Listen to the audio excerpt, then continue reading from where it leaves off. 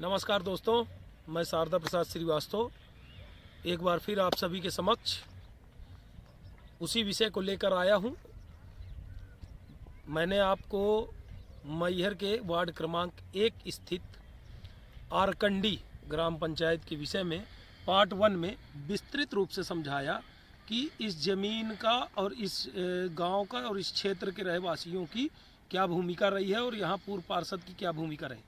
इसी विषय में आज मैं पार्ट 2 लेकर आप सभी के समक्ष उपस्थित हुआ हूं दोस्तों। तो पार्ट 2 में आपसे कहूं, इससे पहले मैं एक 2 लाइन की पंक्तियां आपके सामने रखता हूं। हम अपने घरों को दीमक से बचाने का जतन करते रहे। हम अपने घरों को दीमक से बचाने का जतन करते रहे। चंद राजनीति के कीड़े पूरे देश को निगल गए। तो दोस्तों, यही आलम मैहर के इस वार्ड क्रमांक मैहर नगर पालिका के इस वार्ड क्रमांक 1 का है। वार्ड क्रमांक 1 ग्राम पंचायत आरकंडी। ग्राम पंचायत आरकंडी जो लगातार 70 वर्षों से पंचायत के मूल रूप के लिए तरसती रही। आरकंडी ग्राम पंचायत बनने के पहले ये कोल्हाई गांव के नाम से जाना जाता था। कोल्हाई गांव माँ शारदा के त्रिकूट पर्वत के जस्ट पीछे आल्हा अखाड़े के पीछे जंगल में बसा हुआ 25-30 आदिवासियों के गांव को कोल्हाई गांव कहा जाता था। कोल्हाई गांव के नाम से जाना जाने वाला यह क्षेत्र आरकंडी कैसे बना, इसकी भी बड़ी अजब कहानी है। कोल्हाई गांव को चूँकि संयुक्त था, छोटा था, तो इसे जीतनगर गांव में सम्मिलित कर दिया गया। तो जीतनगर गांव के नाम से यह जाना जाने लगा और जीतनगर ग्राम पंचायत के नाम से विकसित होने लगा। धीरे धीरे यहाँ पर लोगों का आवागमन बढ़ा, मंदिर में श्रद्धालुओं का आवागमन बढ़ा, तो यहाँ जो लोग आते गए वो यहाँ के बासिंदे बनते चले गए। तो जीतनगर पंचायत के कार्यकाल में यहाँ लगभग 200 से 250 लोगों की आबादी थी। इसके बाद इसी गांव से सटा हुआ, बिल्कुल बगल से लगा हुआ उदयपुर ग्राम पंचायत है। तो जब उदयपुर गांव ग्राम पंचायत का निर्माण हुआ तो ये गांव उदयपुर के अधीनस्थ कर दिया गया।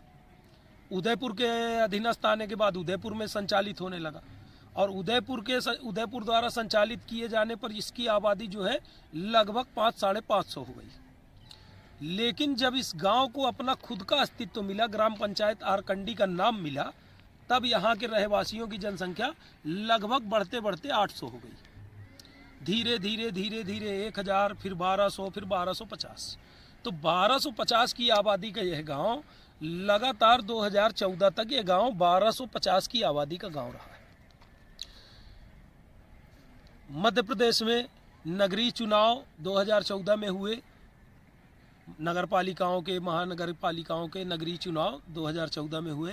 लेकिन मैहर का जो नगरीय चुनाव था, किसी कारणवश, प्रशासनिक व्यवस्थाओं के कारणवश या अन्य किसी कारणवश देर से हुआ, 1 आध साल देर से हुआ, आगे पीछे हुआ। 2015-16 के दरमियान यहाँ का चुनाव होता है। तो यहाँ के चुनाव में जैसे ये पूर्व पार्षद प्रमोद सिंह जी बीजेपी से प्रत्याशी बनकर आते हैं, इसके पहले भी प्रमोद सिंह जी की भूमिका इस गांव में थी और इस गांव के लोगों के बीच में इनका हस्तक्षेप बना रहा। पंचायत कार्यकाल से ही प्रमोद सिंह इस गांव की राजनीति में सक्रिय रहे और अपने चहेतों को, कैंडिडेटों को खड़ा करते रहे। ये बात अलग है कि इनको सफलता नहीं मिलती थी। एक सफलता इनको मिली 2008 में, ये अपना उप सरपंच जिताने में कामयाब हो गए थे। तो इस क्षेत्र की भौगोलिक स्थिति से भली भांति वाकिफ प्रमोद सिंह इस क्षेत्र में ये करोड़ों रुपए की बेशकीमती जमीन की हैसियत को ये जानते थे। माँ शारदा का मंदिर और माँ शारदा की त्रिकूट पहाड़ी आज भव्य सुंदरता का केंद्र है और धर्म का एक स्तंभ है। धार्मिक लोगों के लिए यह एक अमूल्य स्तंभ माना जाता है। और मैहर इतना सुप्रसिद्ध हुआ, यहाँ की लोगों की मेहनत से इतना सुप्रसिद्ध हुआ कि आज यहाँ माँ शारदा के दर्शन करने के लिए लाखों लाख श्रद्धालुओं का तांता लगा रहता है। तो दोस्तों, मैहर में ये श्रद्धालुओं का आवागमन मैहर शहर के लोगों के लिए व्यवसाय का एक बड़ा स्कोप देता चला गया।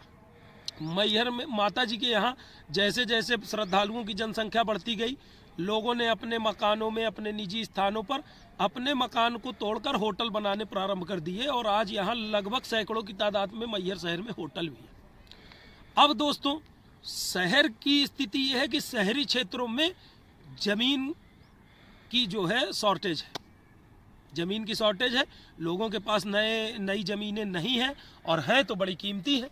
तो अब जो राजनेता हैं या जो राजनीति करने वाले और जो राजनीति में सक्रिय हैं, उन राजनेताओं की नज़र इस बहुमूल्य संपदा पर है और इस बहुमूल्य ज़मीन पर है।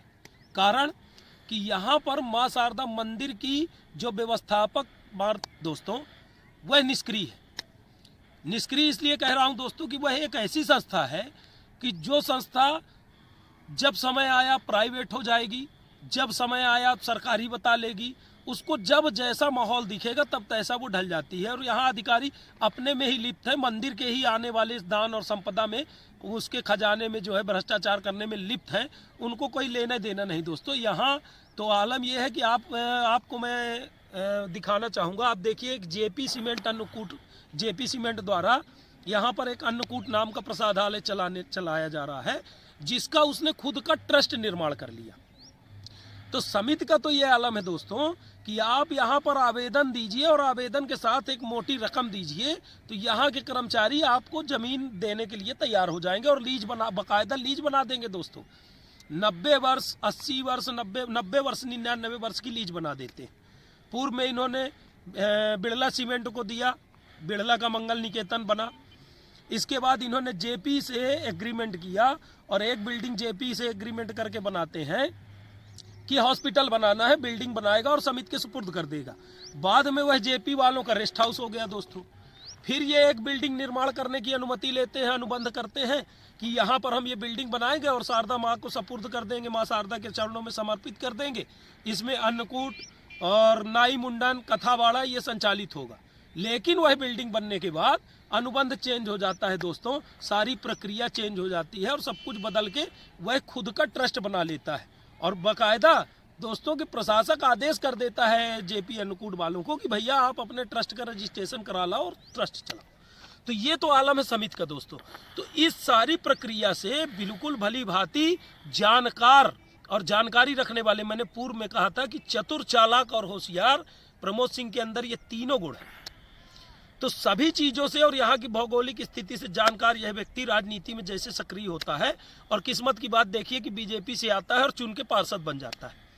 भाजपा पार्टी को यदि हम कहें कि भाजपा पार्टी भ्रष्टाचारियों को धोने की वॉशिंग मशीन है, भाजपा पार्टी में कितना भी बड़ा जघन्य से जघन्य भ्रष्टाचार करने वाला कोई नेता उस पार्टी में चला जाए, बिल्कुल क्लीन वॉश होकर, साफ सुथरा होकर, और वह व्यक्ति बिल्कुल गंगा से नहाया हुआ पवित्र हो जाता है दोस्तों। कार्यवाही कुछ नहीं होती। इसी पर एक लाइन और आपको सुनाता हूं कि हम शिकायतों की अर्जियां और चिट्ठियां लेकर आपके कार्यालयों में दर दर भटकते रहे। धन्य है तंत्र, तूने उन चिट्ठियों से भी नोट बना लिए।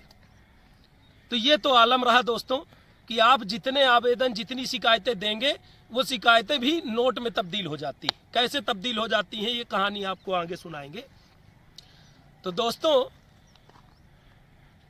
ये जो मां शारदा प्रबंधक क्षेत्र को मिली अधिसूचित जो जमीन है, इसकी भौगोलिक स्थिति पर नजर रखते हुए पूर्व पार्षद प्रमोद सिंह जी ने यदि बड़े पैमाने में भ्रष्टाचार नहीं किया और नारायण त्रिपाठी का इस्तेमाल करके, नारायण त्रिपाठी के कंधे का इस्तेमाल करके यदि इन्होंने बड़े भ्रष्टाचार को अंजाम नहीं दिया, तो आप ये वीडियो देखिए। मैं आपके समक्ष ये वीडियो रखता हूं दोस्तों। इस वीडियो में आप देखेंगे कि लगभग 75% मकान ऐसे हैं जिन मकानों में ताले लगे हुए हैं और इन मकानों में रहने वाला कोई नहीं है। किसका मकान है उसका पता नहीं है, लेकिन लोगों ने कब्जे के तौर पर एक झोपड़ी बना दी और एक दीवार खड़ी कर दी। किसी ने मट्टी की जुड़ाई से कर दी, किसी ने सीमेंट और डस्ट की जुड़ाई से कर दी और इसको खड़ा कर दिया। और इन मकानों पर कब्जा बना हुआ है, दरवाजे लगे हुए हैं, ताले लगे हुए हैं और कब्जा बना हुआ है उनको। अब सबसे बड़े मजे की बात दोस्तों कि यदि बड़े पैमाने में पार्षद प्रमोद सिंह जी द्वारा इस क्षेत्र में आने के बाद, पार्षद बनने के बाद यदि भ्रष्टाचार को अंजाम नहीं दिया गया तो इनको समाज सेवा का ऐसा कौन सा कीड़ा काटा कि भैया विधायक बनने के बाद विधायक बनने के बाद जो लोग चुनकर विधायक बन जाते हैं उनको लोगों की समस्या से कोई लेना देना नहीं, आप भटकते रहिए। लोग सांसद बन जाए, लोगों की समस्या से कोई लेना देना नहीं। कभी विधानसभा के पटल में एक प्रश्न लगाकर खड़े नहीं होंगे, कभी राज्यसभा और संसद भवन में एक प्रश्न लगाकर नहीं खड़े होंगे कि हमारा क्षेत्र इन समस्याओं से ग्रसित है। आज तक ये क्षेत्र आबादी घोषित नहीं हुआ। तो जो 315 मकान के यहाँ पूर्वत जो निवासी रहे हैं वह सदैव ही मूलभूत सुविधाओं के लिए तड़पते रहे। 315 मकान के जो निवासी थे जिनकी संख्या 1250 थी, आज भी उन पूर्व के निवासियों के पास राशन कार्ड नहीं है, मजदूरी कार्ड नहीं है, जॉब कार्ड नहीं है, संबल योजना का कार्ड नहीं है, कन्यादान योजना का लाभ नहीं मिला उनको, लाडली लक्ष्मी योजना का लाभ नहीं मिला, किसी भी प्रकार की योजना से वो लाभान्वित नहीं हुए। यहाँ तक कि 100 यूनिट फ्री बिजली का भी लाभ उनको नहीं मिला। लेकिन दोस्तों, पूर्व पार्षद प्रमोद सिंह जी को मैं इसलिए कह रहा हूँ कि ये भ्रष्टाचार में और भारी भ्रष्टाचार में लिप्त रहे हैं और इस जमीन में इनकी नीयत आमादा थी। इन्होंने जिन लोगों की बसाहट कराया, अब आप जंगल में क्यों बसेंगे? ऐसी जगह में क्या आप बसना पसंद करेंगे जहां आपके जाने के लिए सड़क ना हो, मार्ग ना हो, पानी की व्यवस्था ना हो, बिजली की व्यवस्था ना हो? ऐसी जगह पे आप नहीं रहेंगे, जाहिर सी बात है कोई नहीं रहेगा दोस्तों। लेकिन यदि कोई सत्ताधारी व्यक्ति, कोई सत्ता की ताकत का इस्तेमाल करके, कोई राजनीतिक चालाक व्यक्ति सत्ता की ताकत का इस्तेमाल करके और उस जगह पर बिजली की व्यवस्था उपलब्ध करा दे। आप ये वीडियो देखिए दोस्तों, इस वीडियो में मैं आपको दिखा रहा हूँ कि बिजली के खंभे बाकायदे लग गए, बाकायदा लोगों के घरों तक कनेक्शन चले गए, बाकायदा। ये आप पाइप देखिए, मैं आपको दिखा रहा हूँ कि एक पाइप लाइन आप ये देखिए कि ये जो पाइप लाइन जा रहा है दोस्तों, ये पाइप लाइन पूर्व के बासिंदों के लिए बनाई गई जल व्यवस्था के लिए टंकी का पाइप लाइन है, जिससे 315 मकानों को पानी की सप्लाई की जा रही थी। और उस टंकी की क्षमता ही इतनी है कि 315 मकानों की क्षमता के अनुसार वो टंकी बनी थी। लेकिन टंकी अपनी क्षमता से ज़्यादा लोगों को अब पानी सप्लाई कर रही है। कारण कि पार्षद प्रमोद सिंह जी ने नारायण त्रिपाठी को प्रभाव में लेकर और उनको अनजाने में रख कर इन्होंने यहाँ पानी की सप्लाई की व्यवस्था करा ली। जंगल तक में पानी की सप्लाई पहुँच गई, बंधा के किनारे तक पहुंच गई। बंधा जिसको मैं कह रहा हूं, मेरे पीछे आप देख रहे हैं, ये बंधा नदी, इस बंधा के किनारे तक लोग पहुंच गए। पानी की सप्लाई हो गई, बिजली की व्यवस्था हो गई, आरसीसी सड़क की व्यवस्था हो गई। जबकि जो पुराने बासिंदे हैं वो आज भी मौलिक अधिकारों को तरस रहे हैं, उनके घर में जाने की रास्ते नहीं है, नालियाँ नाक कर लोग जा रहे हैं, नालियों की सफाई की व्यवस्था नहीं। तो इस व्यवस्थाओं से पुराने लोग आज भी गुजर रहे हैं। तो दोस्तों, ये इनके बड़े भ्रष्टाचार को उजागर करता है कि लाइट की जब व्यवस्था हो गई, पानी की व्यवस्था हो गई, सड़क की व्यवस्था हो गई, और उस ज़मीन में अब देखिए अधिकतर लोगों को ये रहता है कि भाई हमको यहाँ आना है, घर बनाना है, घर बसा के रहे। मैंने आपको पूर्व में बताया कि यहाँ लोगों का ये मानना था कि ज़मीन बट रही, भंडारे में मिल रही है। वो अपना घर, मकान, गाँव का पैतृक सब कुछ छोड़ के यहाँ भंडारे में ज़मीन लेने आ गए।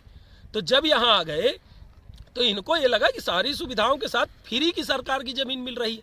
10-20 हज़ार 50 हज़ार रुपये किसी पार्षद को, किसी नेता को, किसी अधिकारी को दे भी दिए तो क्या फ़र्क पड़ता है। तो दोस्तों, निश्चित तौर पर आप मान लीजिए, और ज़्यादातर लोगों का ये मानना है कि किसी भी क्षेत्र में जा रहे हैं तो वहाँ के पार्षद से पूछ ले हम कि भैया हम यहाँ बस जाएँ, ये ज़मीन हमको पसंद है, यहाँ हम घर बना ले। और ये होता भी रहा, क्योंकि प्रमोद सिंह जो हैं वो इस क्षेत्र के, अब मैं बघेली में यदि कहूँ, बघेली में एक शब्द है देवर के लिए, लहुर छहुर देवर।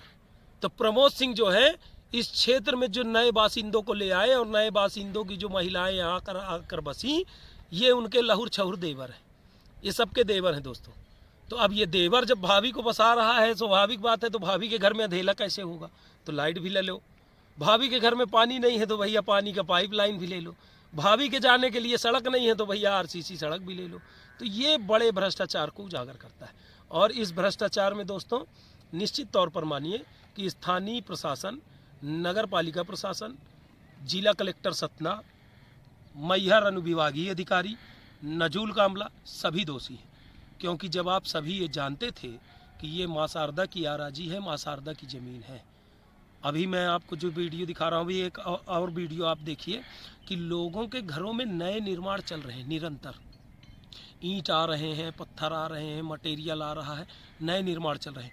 आप किसी भी दृष्टिकोण से इनको ये नहीं कह सकते कि ये गरीब लोग बसे, गरीब नहीं है। इसके बाद भी इनको बड़े पैमाने में नए बासिंदों को आवास योजना दिला दी गई। बहुतों को तो आवास योजना ऐसे मिल गई दोस्तों कि वो कल आया है, उसके पास ज़मीन नहीं छेका, उसने कब्जा नहीं है ज़मीन में, कहीं उसकी मड़ैया नहीं है, कहीं झोपड़ी नहीं है, और वो गया और पूरे दस्तावेज उसके बन गए। 1 महीने के अंदर अंदर प्रमोद सिंह जी ने उसको आवास योजना दिला दिया। लोग यहाँ मकान बनाने की शुरुआत कैसे करते हैं, इसके लिए आपको एक सैंपल के तौर पर ये मड़ैया दिखा रहा हूँ दोस्तों। इस मड़ैया को देखिए, मड़ैया बनाएंगे और मड़ैया से वो दीवार कब बन जाएगी और दीवार से छप्पर कब पड़ जाएगी और छप्पर के बाद आवास योजना कब आ जाएगी, आपको पता भी नहीं चलेगा। तो जब सारे अधिकारियों को ये यहाँ का भ्रष्टाचार मालूम था और इसके बाद भी यदि मध्य प्रदेश शासन की भूमि पर इतना बड़ा अतिक्रमण होता रहा, तो जाहिर सी बात है बिना किसी नेता के प्रभाव के नहीं हुआ। और प्रमोद सिंह जी को मैं इसलिए कह रहा हूँ कि प्रमोद सिंह जी प्रभाव बनाने में सफल हुए और इस क्षेत्र की ज़मीन में भयंकर तरीके से इन्होंने भ्रष्टाचार किया। और आगे अब भ्रष्टाचार ये होगा दोस्तों कि जब बड़े पैमाने पर आप इनको विस्थापन की व्यवस्था करेंगे इनकी, उस समय आपको जो मुआवजा देना होगा, चूंकि मध्य प्रदेश राज्य सरकार के द्वारा दी गई जमीन है। जमीन किसको मिली है? मां शारदा देवी मंदिर प्रबंध समिति को। अब समिति को आवश्यकता है यदि इस जमीन की और इसको विस्थापन करना है और खाली कराना है, तो मुआवजे की राशि समिति की देनदारी होगी। और जब समिति को देनदारी देना पड़ेगा तो मां शारदा मंदिर में श्रद्धालुओं द्वारा दिए गए दान पर एक बड़ा आघात होगा दोस्तों, बहुत बड़ा आघात होगा, बड़े पैमाने पर होगा। और इस क्षेत्र में कैसे लोगों को बसाया गया है, इसके लिए आप एक ये भी वीडियो देखिए, इस पर मैं आपको बताने का प्रयास कर दोस्तों। इस वक्त हम वार्ड क्रमांक 1 नगर पालिका वार्ड क्रमांक 1 आरकंडी बस्ती के अंदर आए हुए हैं। यहाँ पर इस बस्ती की विजुअल बनाने के समय, इस बस्ती का विजुअल बनाने के समय एक अजीब नज़ारा देखने को मिला। आप ये देख सकते हैं पूरे में कि ये देसी शराब की पन्नियाँ पड़ी हुई हैं। ये पन्नी मेरे हाथ में भी है, मैं आपको दिखा रहा हूँ कि ये देसी शराब की पन्नी है।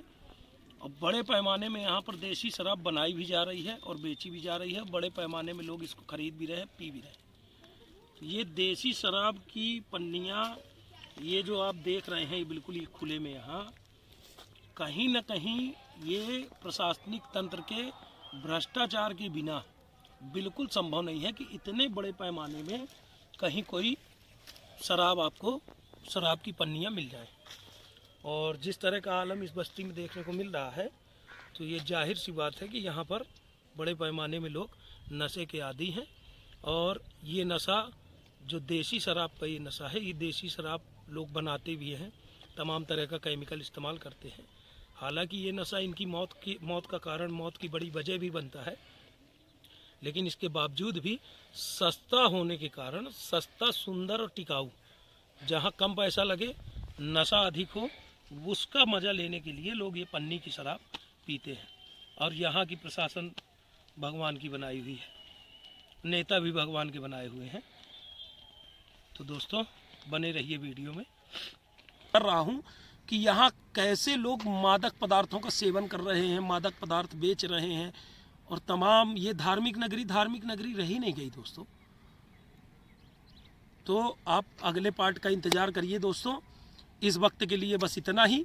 प्रमोद सिंह जी की अगली कहानी अगले पार्ट के साथ लेकर आपके समक्ष फिर उपस्थित होऊंगा। मैं शारदा श्रीवास्तव नमस्कार करता हूँ।